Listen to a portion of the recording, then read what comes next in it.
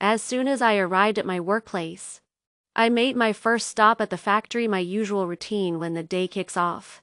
I collected my snacks and fruits, which I always make sure to get, especially on busy days, but today, as I looked at those snacks, I immediately thought about my children.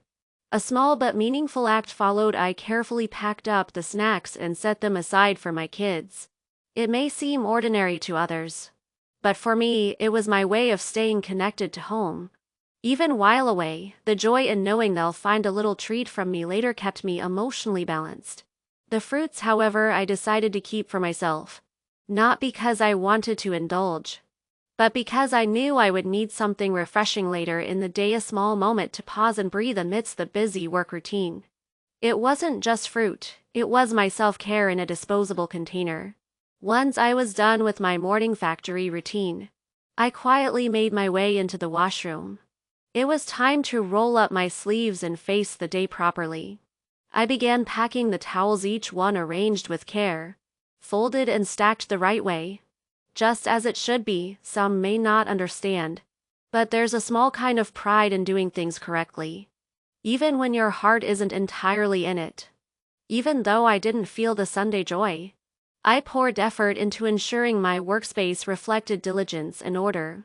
Yet I must admit again, Sunday work is something I will never truly get used to.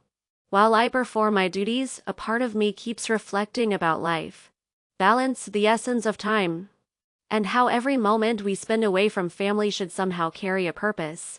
If we must be away from those we love, then let our work be meaningful. Let it count. That's what I told myself while folding the final batch of towels today. Some might think it's just another workday, but to me it's more than that. It's a reminder that sometimes life doesn't align with our ideal schedules, but we show up anyway. We push through the discomfort because commitment isn't always convenient. It requires sacrifice, maturity, and sometimes quiet moments of internal negotiation. There's something deeply human about showing up for responsibilities you don't necessarily like. It reveals your character, it tells a story of discipline and focus. And even though I may not enjoy working on Sundays, I still believe in giving my best no matter the day. Working today also gave me perspective. I saw how small actions like reserving snacks for my kids can be a powerful expression of love. I realized how a fruit kept for later can become a symbol of rest I owe myself. And I noticed how even folding towels can be done with intention, transforming a repetitive task into an act of care. I hope this Sunday teaches someone something too. That no matter how reluctant you feel, showing up with sincerity still matters. That it's okay not to enjoy every part of the process. What matters is staying committed and doing it with grace.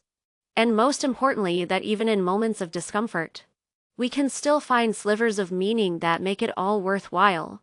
To everyone out there who had to work today despite not wanting to, please know you're not alone.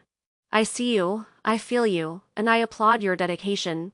Let's remind ourselves that while not all days feel ideal, every day is an opportunity to bring something good to the table.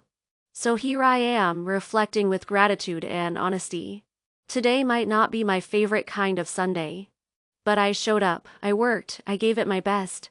And tomorrow, when I do get time to rest, it will feel even sweeter because I know I earned it. Today is Sunday, traditionally a day of rest, spiritual reflection, and quality time with loved ones. But for me, this particular Sunday unfolded differently. It was one of those days where duty called. And despite my personal feelings about working on Sundays, I had to show up, wear my professional face, and get things done. Truth be told, I don't like tea,